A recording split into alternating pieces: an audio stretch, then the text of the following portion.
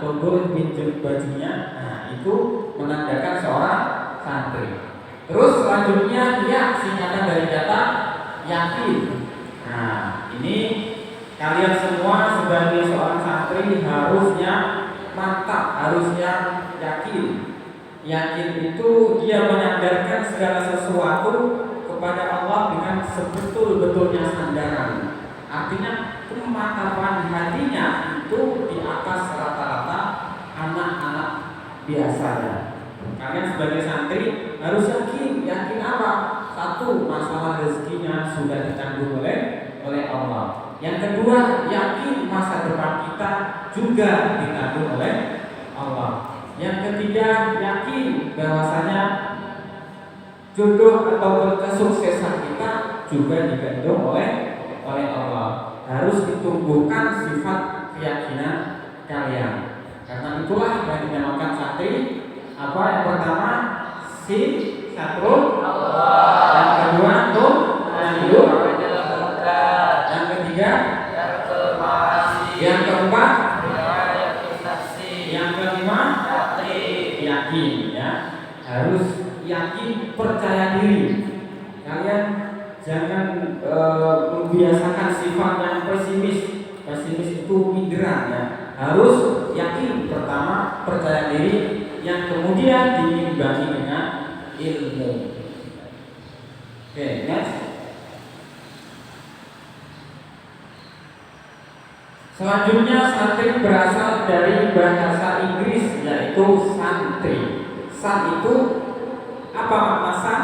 Bahasa Inggris? Iya, pintar. Matahari. Tri? Maksudnya ini tri jagalah 3 hal. Di mana san berarti matahari dan tri artinya 3. Arti dari santri adalah 3 matahari.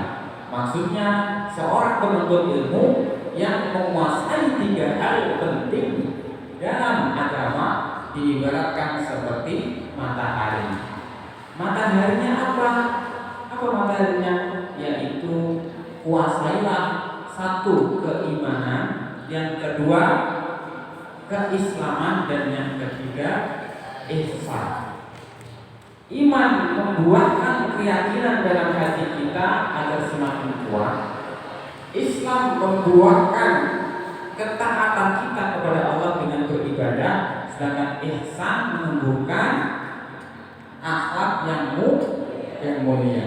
Iman, ihsan, dan iman, Islam, dan ihsan. 3 hal itu. Iman, Islam, dan ihsan. Makanya kalian pasti tahu ketika ada masjid yang berbentuk atapnya berbentuk segitiga. Pernah tahu masjid yang atapnya berbentuk segitiga ada 3 atapnya, terutama Masjid Agung Demak. Siapa yang pernah berkunjung ke Masjid Agung Demak? Nggak ada. Yang banyak pernah ada nggak yang berkunjung ke Masjid Agung Demak? Makam Sunan Kalijogo? Belum pernah. Nah, jadi ada arsitektur masjid yang arsiteknya itu segitiga. Terdapat 3 tumpukan, itu dimaksudkan jagalah keimanan, keislaman, dan ihsan. Puncaknya ini ihsannya. Iman, Islam, dan ihsan. Segitiga kerucut. Nah, itu. Mas?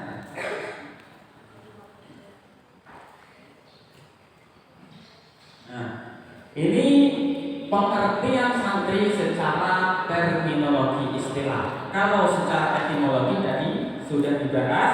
Yang pertama berasal dari bahasa Arab dan bahasa Inggris, sun dan tri, santri, jagalah 3 hal.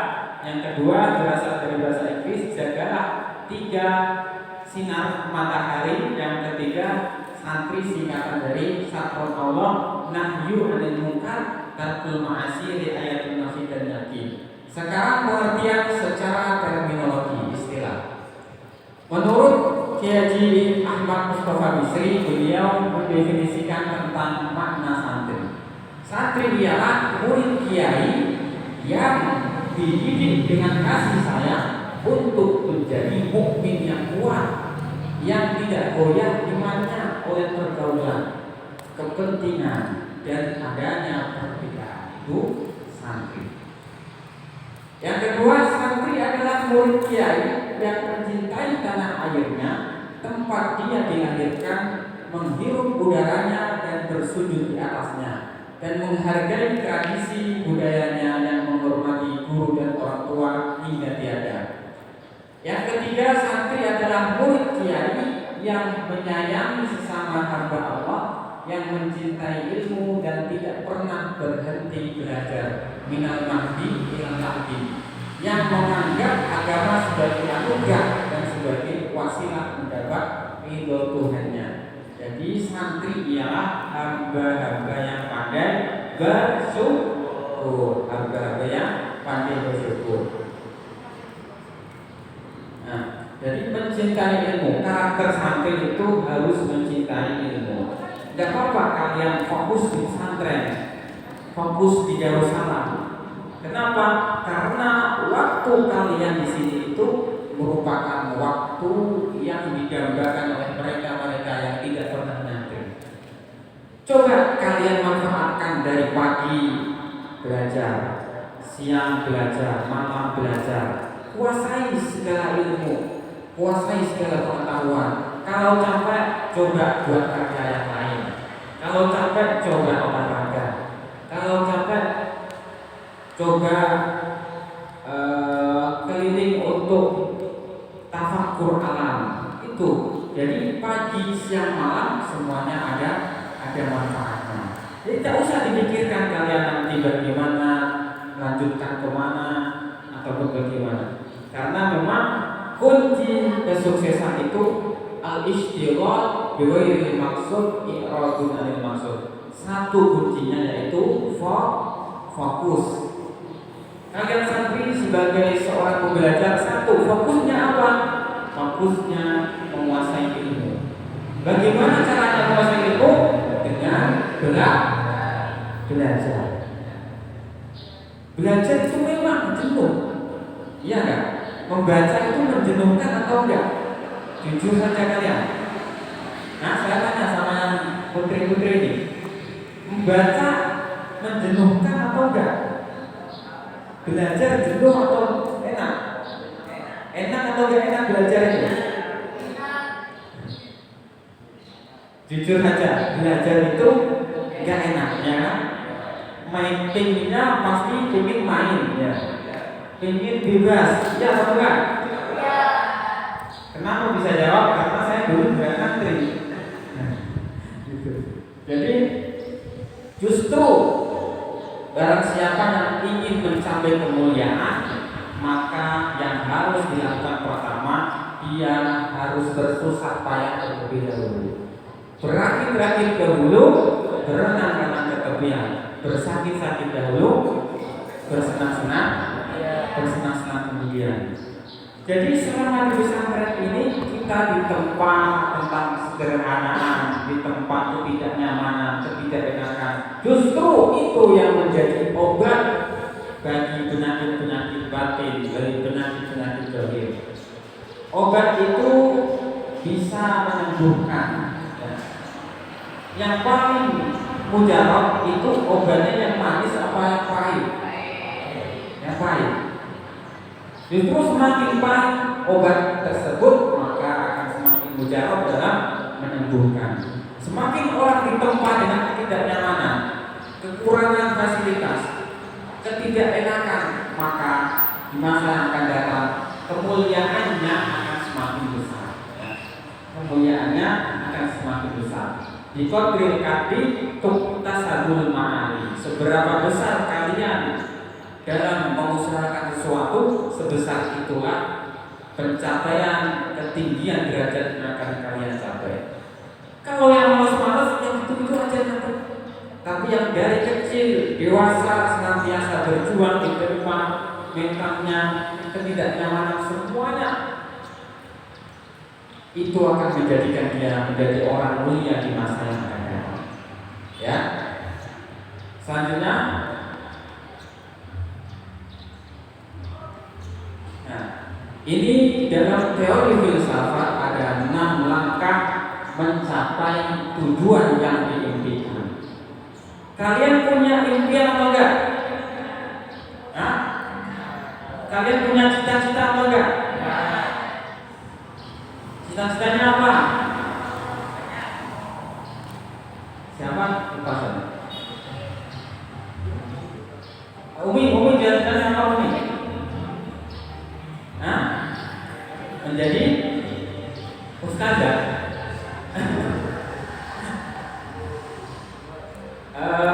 Kevin cita-citanya jadi apa? Hah? Menjadi pemadam kebakaran.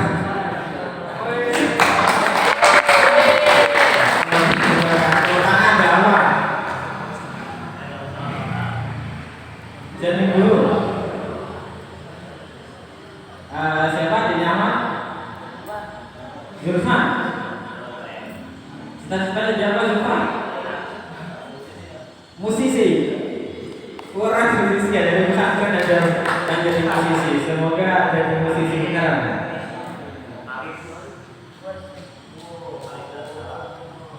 Aldi cita-cita jadi apa Aldi? Polisi ya.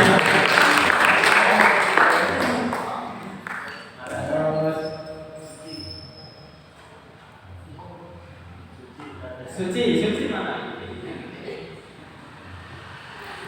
Suci cita-cita jadi apa Suci? Jadi ustazah atau tangan buat Suci.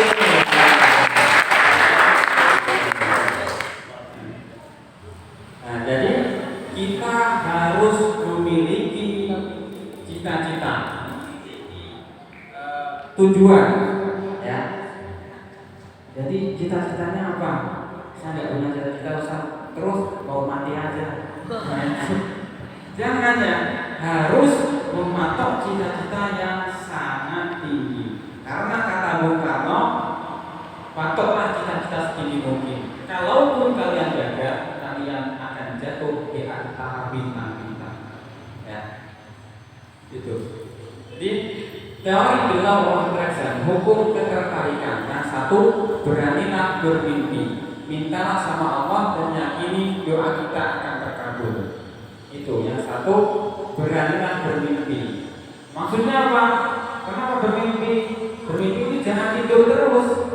Maksudnya ketika bermimpi, punya cita-cita, punya masa depan, kita aktifkan pergerakan kita buat karya untuk mewujudkan cita-cita tersebut, ya. Oke. Saat ini jadi apa? Hah? Jadi guru.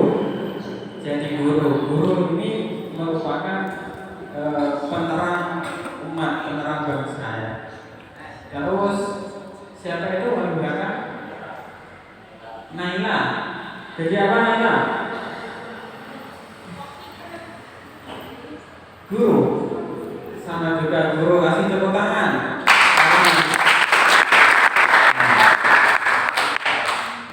Yang pertama memang harus memantau cita-cita setinggi mungkin. Kalaupun lu gagal, itu urusan kedua. Yang penting segala energi kita hapuskan.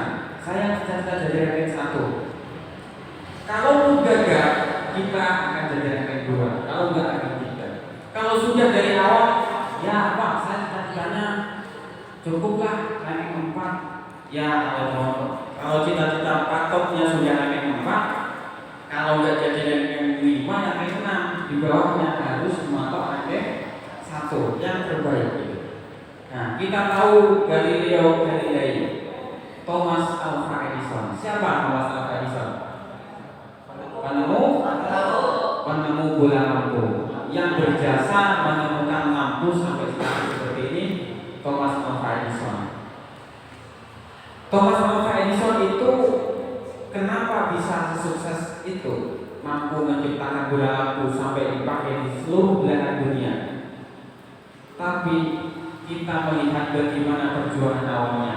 Thomas Alva Edison ini uji coba lampunya sampai 100 kali uji coba, bahkan 200 kali uji coba itu dia lakukan. Kegagalannya sampai 200. Kalau kita hanya gagal 1 kali, 2 kali, 3 kali menyerah, itu saya kira itu mental bukan santri, mental pejuang ya. Harus berani gagal. Thomas Alva Edison gagalnya 200 kali. Coba bayangkan, 200 kali gagal. Tapi beliau itu bukan tipe-tipe orang yang mengeluh gampang menyerah. Kita Thomas Wessel kiriman berapa? Mengeluh. Ya. Itu Thomas Alva Edison. Bill Gates. Siapa itu Bill Gates? Penemu Microsoft. Yang ada di laptop sekarang ini Microsoft bikinannya Bill Gates. Bill Gates itu salah seorang tokoh besar dunia saat ini. Bill Gates itu juga memiliki satu karakter, yaitu pantang menyerah. Ketika gagal, ambruk bangun lagi. Itu karakternya Bill Gates. Bahkan Bill Gates itu merupakan salah seorang penemu Microsoft yang putus sekolah. Kalian putus sekolah sedih atau bahagia? Sedih ya? Tapi tidak bagi Bill Gates. Bill Gates itu putus sekolah tidak menjadikan alasan untuk berhenti belajar. Yang wajib itu belajar. Sekolah hanya penunjang belajar. Gitu, ya. Terus Mark Zuckerberg ini pendiri, pasti kalian semua punya apa yang dibikin oleh Mark Zuckerberg. Pendiri apa? Facebook. Facebooknya apa? Kalian punya Facebook? Pendirinya yaitu Mark Zuckerberg. Mark Zuckerberg itu sama, beliau kuliah di Harvard University, Amerika Serikat, tapi di tengah jalan karena kendala biaya beliau putus sekolah. Apakah dia menyerahkan putus sekolah? Hah? Tidak, justru dari dia keluar dari sekolah, drop out, dikeluarkan dari sekolah, beliau belajar, beliau menempa dirinya membentuk programmer besar bagaimana bisa menjaring seluruh manusia yang ada di alam raya ini dalam tangkapan satu layar. Berdirilah sebuah media sosial yang sampai saat ini masih bertahan di jagat raya, yaitu Facebook. Ya, kita korbannya Mark Zuckerberg juga. Produknya dia kita pakai Facebook. Itu beliau putus sekolah, tidak memiliki gelar, tapi sekolah tak menjadikan alasan untuk berhenti belajar. Belajar bisa dimanapun, bisa kapanpun, dalam kondisi apapun. Bill Gates tak punya uang, tak punya biaya untuk sekolah, tapi beliau tetap belajar. Itu hebatnya Mark Zuckerberg. Terus hukum ketertarikan yang kedua, yaitu percayalah apa yang kalian minta akan terwujud di suatu saat nanti. Kalian pasti memiliki doa, pasti memiliki sebuah tujuan cita-cita yang kalian doakan setiap habis sholat. Ya betul. Jadi yang pertama, jangan pernah pesimis dengan doa yang belum terkabul. Ya saya sudah tiap hari berdoa ini Pak, tapi kok gak ada hasilnya. Itu jangan sampai dalam mindset pola pikir kita terbentuk pikiran seperti itu. Kalau gitu saya berhenti saja berdoa. Ngapain saya berdoa? Tiap hari saya berdoa, bahkan 1 tahun 2 tahun gak ada hasilnya. Itu merupakan karakter mental pesimis, dan itu bukan santri. Ya, jadi kalian harus percaya, yakin bahwa yang kalian inginkan suatu saat akan terwujud. Cuma Allah tahu kapan waktu yang tepat Allah mewujudkan cita-cita kita. Kapan Allah tahu waktu yang tepat Allah mewujudkan angan-angan serta apa yang kita inginkan.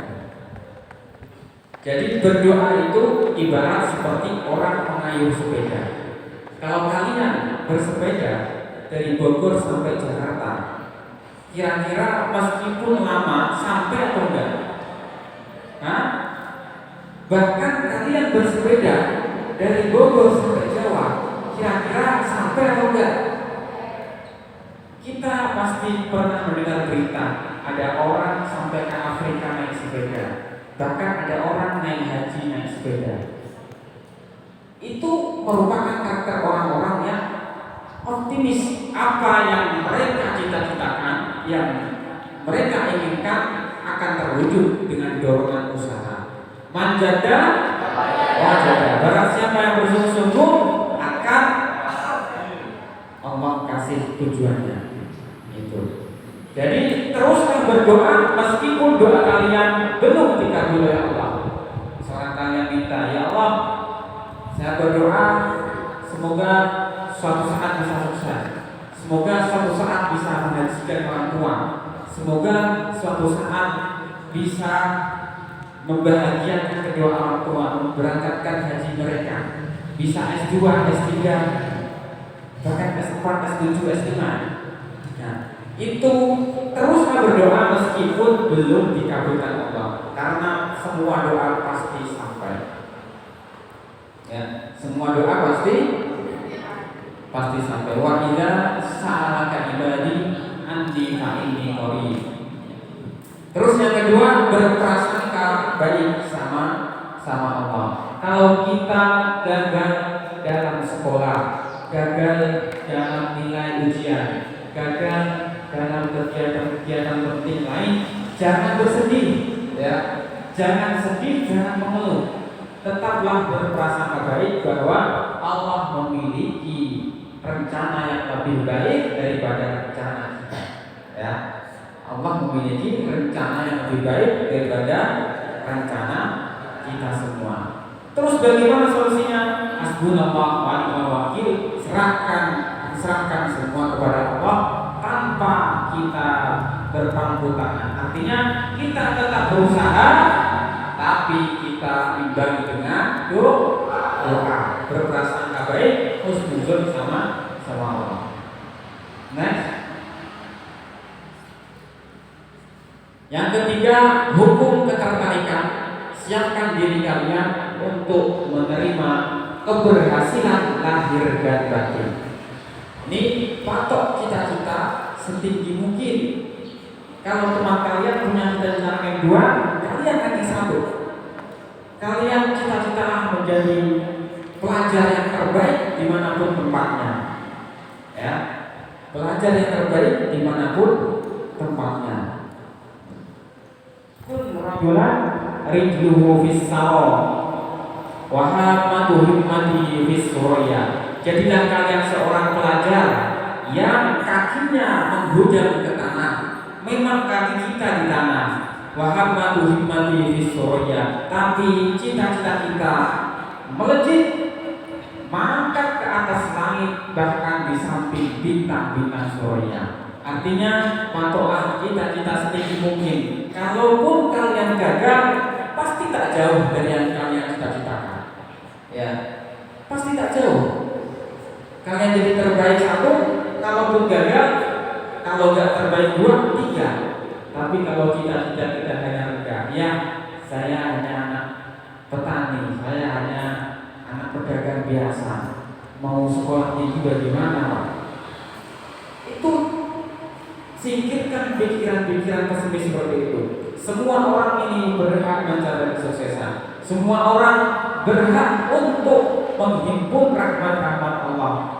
Kita tahu bahkan seorang anaknya tukang kayu menjadi presiden kita sekarang. Siapa? Pak Jokowi. Itu jangan dikira beliau itu anak orang kaya. Pak Jokowi itu tidak punya di Solo, di Karanganyar kampungnya. Saya pernah lewat Solo itu, di daerahnya beliau. Beliau itu dulu tukang kayu dan beliau bekerja di pasar. Pernah menjadi jasa kalau hujan biasanya ada yang nganterin pakai payung apa namanya? ojek payung itu aja tuh. Presiden kita pernah jadi ojek payung, tapi bisa jadi presiden. Menteri Investasi Bahlil Lahadalia, orang Papua. Beliau itu dulunya karena ingin kuliah tapi tidak punya uang, akhirnya kuliahnya tersendat. Karena ingin melanjutkan pendidikan tidak punya uang, pendidikannya tersendat. Tapi dengan modal kemauan dan tekad yang dalam, tekad yang bulat, beliau akhirnya bisa sampai sekarang menjadi Menteri Investasinya Pak Jokowi. Artinya semua kembali pada diri kita. Jangan beralasan kita terlahir dari orang yang punya, kita tidak memiliki skill apa-apa. Semua orang dimiliki satu potensi yang sama, yaitu potensi akal pikiran. Cuman masalahnya bagaimana kita bisa mengembangkan akal pikiran kita, yaitu dengan belajar. Dengan belajar semua orang akan berubah. Innallaha la yughayyiru ma biqaumin hatta yughayyiru ma bi anfusihim. Allah tak akan merubah nasib-nasib orang-orang Islam selama mereka tak merubah dirinya sendiri. Kuncinya satu, jangan malas, itu aja. Terus hidupkan dalam pikiran tentang keberhasilan yang kita inginkan. Visualisasikan keberhasilan dalam pikiran kita. Hadirkan dalam benak bahwa kita akan berhasil di bidang kita. Kita akan sukses di bidang kita. Hadirkan pikiran-pikiran positif, ya. Jangan kalian, wah nanti takut ini, wah saya nggak bisa ngomong di depan umum, Pak. Saya takut kalau baca puisi nggak bisa menjiwai, Pak. Saya takut gak bisa pidato bahasa Arab. Saya takut gak bisa pidato bahasa Inggris. Saya takut kalau lomba ketika dihadapkan dengan santri pondok lain pasti kalah. Itu buang jauh-jauh pikiran pesimis bahwa kita akan kalah. Tapi hadirkan dalam pikiran bahwa kita akan berhasil. Enggak, saya pasti bisa bahasa Arab. Saya bisa pidato bahasa Inggris. Saya bisa menandingi santri-santri pondok lain. Saya bisa berhasil lebih dari santri pondok lain. Itu nanti akan menjadi kekuatan energi positif dalam diri kita. Dan Allah alam raya semua akan mendukung sehingga yang kita cita-citakan terwujud. Tahu Walt Disney yang animator ulung yang memiliki TV Disney Club? Pernah tahu Disney? Walt Disney kartun Tom and Jerry, pernah tahu? Itu Walt Disney pendiri animator Disney Club. Beliau dulu pernah berpikir, Bill Gates juga pernah berpikirnya bagaimana suatu saat nanti seluruh manusia di dunia di rumah-rumahnya akan tersedia satu layar. Dan di satu layar itu semua jejaring media sosial seluruh dunia akan nampak. Dunia dikecilkan dalam satu layar, laptop, komputer. Itu katanya Bill Gates sebelum dia mendirikan Microsoft. Artinya saat pas waktu Bill Gates dalam kondisi yang serba kekurangan, Bill Gates dalam kondisi yang tak punya uang, bahkan pendidikannya gagal, putus sekolah, tapi ada satu yang gak lepas dari Bill Gates. Apa itu? Cita-cita dan kemauan yang kuat. Bill Gates berkata, 10 tahun lagi seluruh jejaring media massa di seluruh dunia akan dihimpun di satu layar laptop. Dan laptop komputer akan ada di setiap rumah-rumah warga di belahan dunia. Akhirnya sekarang 2022 semuanya serba pakai laptop. Iya, apa enggak? Kita bikin tugas IT pakai laptop. Kita bikin surat pakai laptop. Terus kita tugas desain grafis pakai laptop. Kita bikin banner asalnya pakai laptop. Itu semua berasal dari akal pikiran. Jadi hadirkan dalam akal pikiran kalian bahwasanya 5 tahun ke depan, 10 tahun ke depan saya akan bisa ini, saya akan berhasil ini, saya bisa ini, menguasai ilmu ini, menguasai karya ini, menguasai skill, potensi ini. Meskipun saat ini kalian dalam posisi yang serba kekurangan, tapi satu, jangan sampai kemauan kalian menurun, ya. Itu Bill Gates. Terus hidup bersyukur atas apa yang kita miliki saat ini. Jadi orang yang menerima situasi saat ini, maka dia akan siap menjemput anugerah Allah selanjutnya. Fa'idza faragha fansab, la in syakartum la azidannakum wa la in kafartum in adabi syadid. Sudah, jangan kita sibuk melihat mata orang lain. Jangan sibuk kita melihat apa yang dimiliki oleh kawan kita, tetangga kita. Fokuskan diri kalian untuk mengembangkan potensi masing-masing. Jangan kita melihat kawan kita punya ini, kawan kita berhasil ini, kawan kita berhasil ini. Tapi apa yang menjadi keahlian kalian, itu kembangkan potensinya sedikit mungkin. Misalkan di sini ada yang ahli pandai dalam berpidato, dalam ceramah, kembangkan potensi itu setinggi mungkin. Ikuti pelatihan-pelatihan ceramah ataupun pelatihan dakwah. Misalkan kalian ada yang ahli IT, ahli komputer, ahli desain, kembangkan potensi itu setinggi mungkin. Kembangkan skillmu setinggi mungkin. Bentuklah nanti suatu saat kalian berhasil di bidang kalian masing-masing. Kalian semua di sini memiliki bidang yang tak sama. Ada yang ahli pertukangan, ada yang ahli komputer, ada yang ahli tidur, ada nggak? Ahli tidur ada. Tidur nggak apa-apa, tapi dalam tidur memimpikan masa depan yang gembira, memimpikan masa depan yang cemerlang. Setelah tidurnya pun itu karena capeknya belajar, itu nggak apa-apa, bagus. Tapi secara tindakan jangan sampai waktu kalian habis sia-sia. Min husni islamil mar'i tarkuhu ala ma la ya'ni. Terus jadilah pribadi yang tidak mudah mengeluh, tidak mudah menyesal, tidak mudah kecewa. Ya, ini perlu dilatih. Kalian melihat sesuatu itu lihat nikmat-nikmatnya saja. Alhamdulillah saya bisa hidup di pesantren, bisa terjaga, bisa menuntut ilmu dari pagi, siang, malam, bisa makan, bisa bermain bersama kawan, banyak teman, bisa mengembangkan skill keahlian kita. Jadi jadilah pribadi yang tidak mudah mengeluh dan syukuri, kemudian lihatlah sisi nikmatnya saja. Ya, teruslah bersungguh-sungguh. Next. Dan yang keenam, rencanakan, usahakan langkah-langkah apa yang kita cita-citakan. Jadilah pribadi yang aktif, bertindak dan beraksi untuk mewujudkan apa yang kita cita-citakan. Selalu melakukan aktivitas, jangan ada waktu yang terbuang sia-sia tanpa manfaat. Al-harokah barokah. Intinya kalian harus aktif dalam segala hal. Harus aktif, jangan menjadi orang yang pasif. Orang yang pasif itu apa? Sehari pagi siang malam tidur terus. Hidupnya nggak ada aktivitas sama sekali. Kalau bisa kalian buat planning jadwal.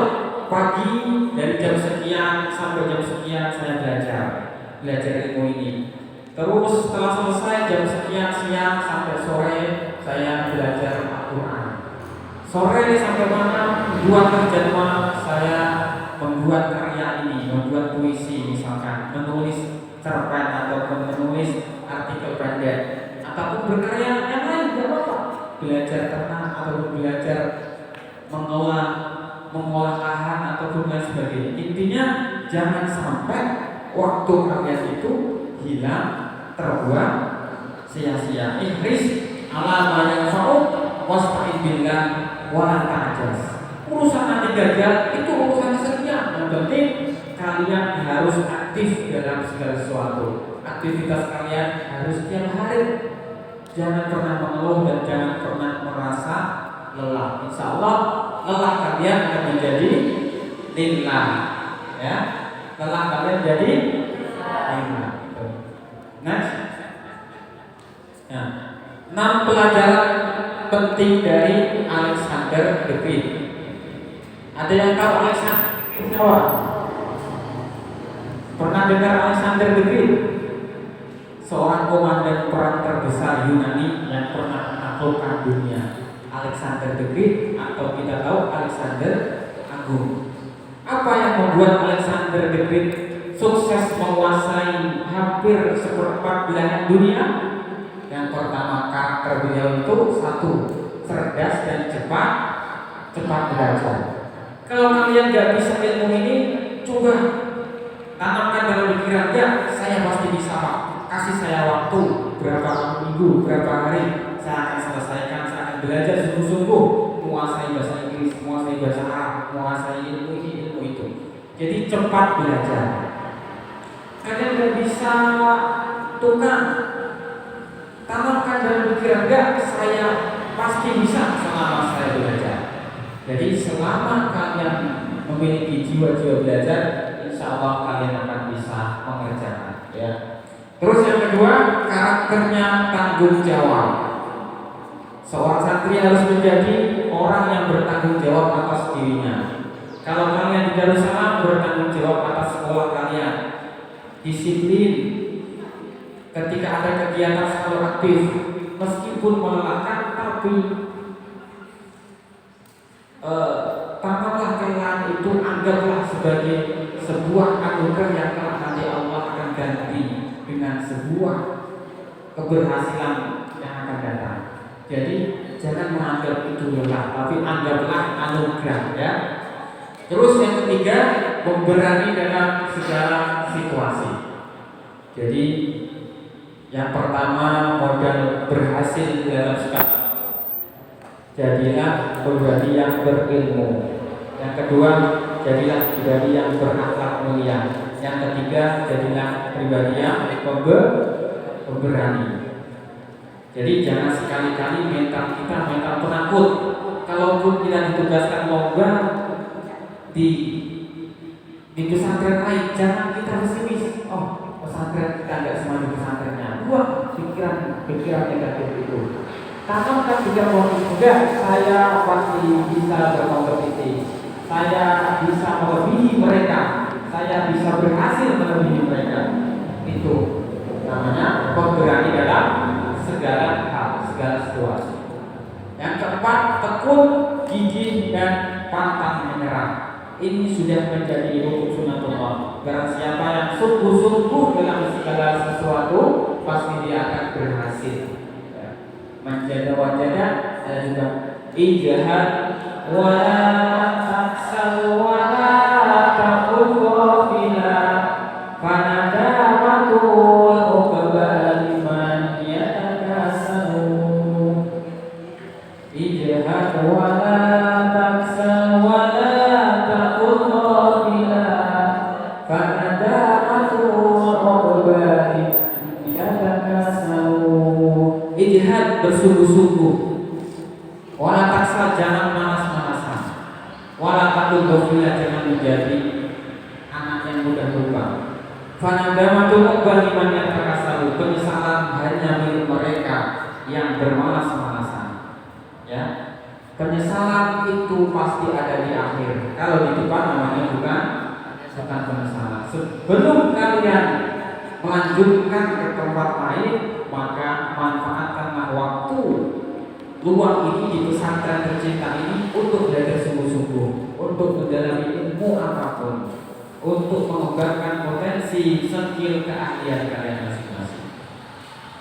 Yang kelima, berintegritas, adil dan komitmen. Yang keenam, peduli kepada nasib orang lain. Ini yang harus diperhatikan. Jadilah kalian manusia yang memiliki kepekaan hati. Kalau teman kalian susah, minta bantuan, selagi kalian mampu, bantu dia. Ya, bantu dia. Kalau kalian memiliki banyak pakaian, temanku nggak punya, kemudian dia minta ataupun pinjamkan pakaian kalian. Ya, karena itulah peduli kepada nasib orang lain merupakan ajaran yang diajarkan Nabi Muhammad. Wallahu fi auni abdi maka abdu fi auni abdi. Allah akan menolong kalian selama kalian itu senantiasa memberikan pertolongan, mengulurkan tangan ke saudara-saudara kalian. Selama kalian mampu, mastata'tum, tapi jangan dipaksakannya. Selama kalian mampu, kalian punya uang hanya 10.000, yang itu untuk membeli buku atau membeli kitab, kemudian teman kalian minta kalian pinjamin, itu juga salah. Karena untuk membeli kitab terlebih dahulu penuhi kebutuhan wajib, setelah itu baru kebutuhan sunnah. Jadi harus pintar dalam segala situasi, harus proporsional pas. Nah,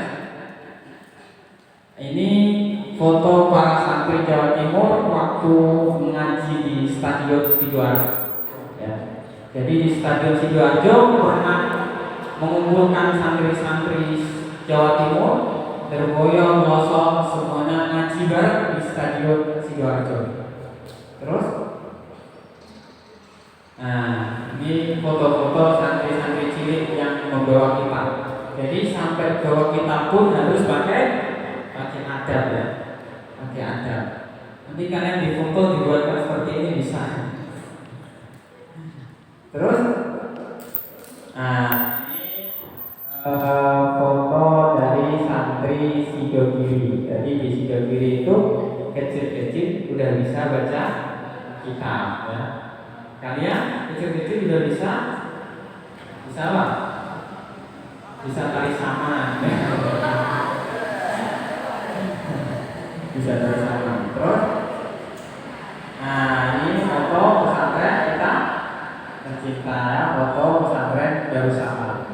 Oke, insyaallah nanti ke depan Darussalam akan menjadi pesantren yang maju, pesantren yang besar, yang mampu melahirkan generasi-generasi terbaik, generasi-generasi ilmuwan di masa depan, yaitu dari kalian sendiri. Jadi ada dalam taklim itu syarat-syarat para penuntut ilmu. Ya, akhirnya kalian pasti pernah belajar taklimun muta'alim. Semuanya sudah. Atau ada yang belum? Ada sairan ala ta'alul ilma bisifatin sa'umbika ammadhuni abi bayani zukain wa irsin wa sibarin wa kulrati wa di ustadi wa tuli zamani lagi ala ta'adul ilma illa bisitatin sa'ubika amadmu ihabi bayani zukai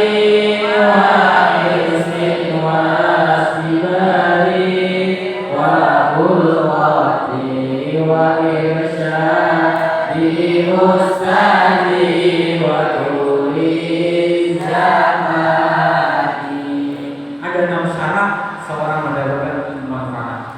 Yang pertama, cerdas pikirnya, zukain. Wahirsin, yang kedua, semangat jiwanya. Jiwanya selalu bersemangat. Kalau belajar dia semangat, beraktivitas semangat. Wastibarin, yang ketiga, sabar menahan derita. Segala kepahitan hidup dia tenang untuk demi mewujudkan cita-citanya.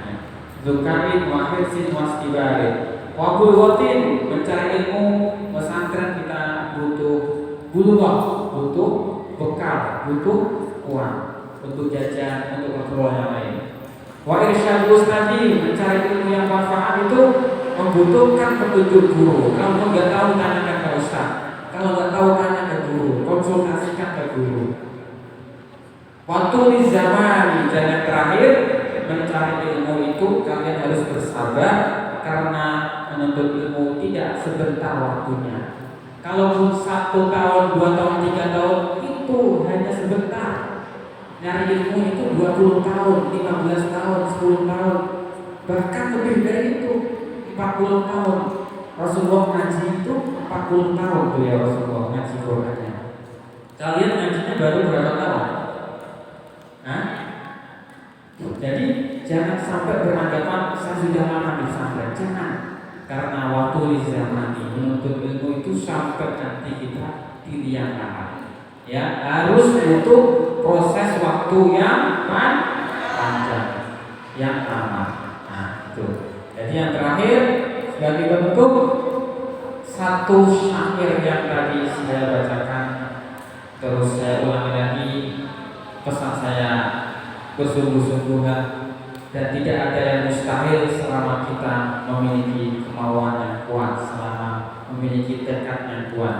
Ijtihad wala taksa wala takut